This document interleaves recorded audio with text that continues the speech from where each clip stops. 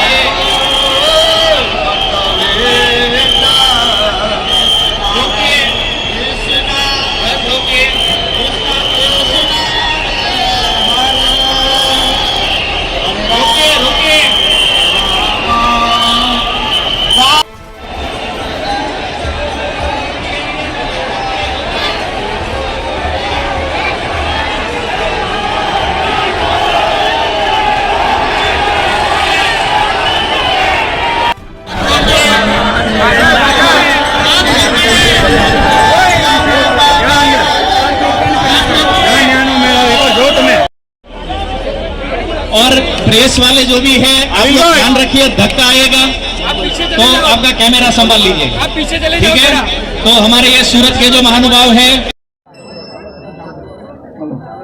बोलो जगन्नाथ जी की।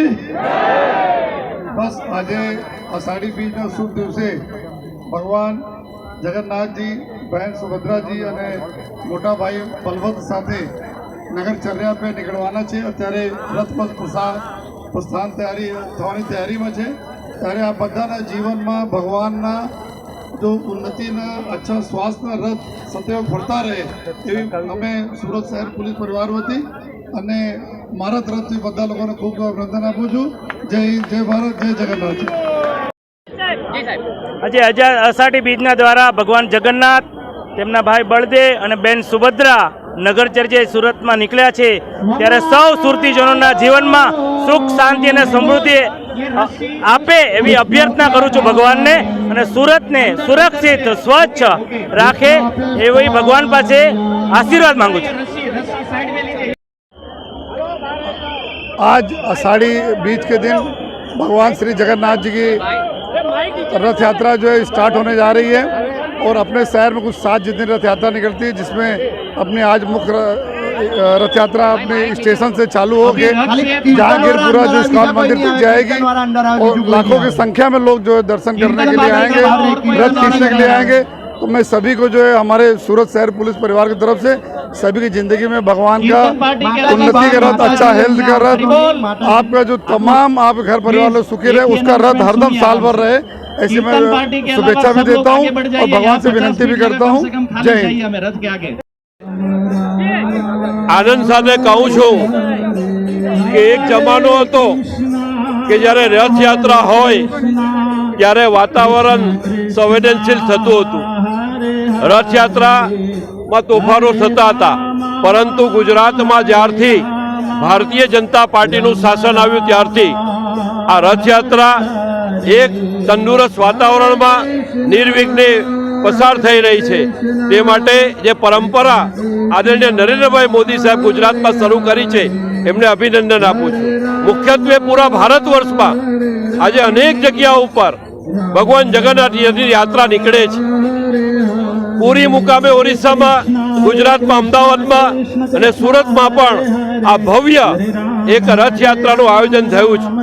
આપણે આપણા સાંસ્કૃતિકમાં, પુરાણોત્તકમાં, આપણી સનાતન ધર્મમાં ભગવાન કૃષ્ણ જ્યારે નગર ચર્ચામાં નીકળાતા એ જ વર્ષોની પરંપરા આજે ફરીથી એક વખત ભગવાન કૃષ્ણ, બલરામ, સુભદ્રા આપણા નગરમાં નગર યાત્રા, નગર ચર્ચા માટે નીકળે છે। મુખ્ય હેતુ આપણા તમામ નાગરિકોને એમના આશીર્વાદ મળે, લોકોની સમૃદ્ધિ વધે, લોકો તંદુરસ્તી વધે એવી પ્રાર્થના ભગવાનને અર્પણ। ધન્યવાદ। ભારત માતા કી જય। જય જગન્નાથ। આજે અષાઢી બીજના દિવસે જગન્નાથ ભગવાન પોતાના મોટા ભાઈ બલરામજી અને બેન સુભદ્રા સાથે ગોંડીચા ખાતે એમના માસીના ઘરે જઈ રહ્યા ત્યારે તેઓ 7 દિવસ માટે પોતાના માસી ત્યાં જઈને દર્શન કરશે, માસીના હાસે લેશે અને સમગ્ર નગરને પોતાના દર્શન આપશે। તો આ પુરીમાં, સાથે સાથે અમદાવાદમાં અને સુરતમાં ઇસ્કોન મંદિર દ્વારા જે રથયાત્રા નીકળે છે, સુરતમાં બી 7 યાત્રા નીકળે, ટોટલ 7 યાત્રા સુરતમાં નીકળે છે। તો આજે ઇસ્કોન મંદિરના સ્ટેશન પરથી અમને જે લાભ મળ્યો તે બદલ અમે મંદિરનો ખૂબ આભાર માને છે। દરેક ભક્તો પર ભગવાન જગન્નાથજી ખૂબ પ્રેમ અને વર્ષા સુખ સમૃદ્ધ કરે। સાથે આવનાર ગણેશ ઉત્સવમાં પણ બધા ગણેશ ભક્તો પોતાની ગણેશ ઉત્સવ પણ ધામધૂમથી ઉજવે। સરકારની એવી આપને સાથે મળ્યું ત્યારે અમે ગણેશ ઉત્સવ સરકારના નીતિ નિયમ પ્રમાણે ઉજવીએ એવી સૌને અપેક્ષા કરે। આભાર। જય શ્રી જગન્નાથ।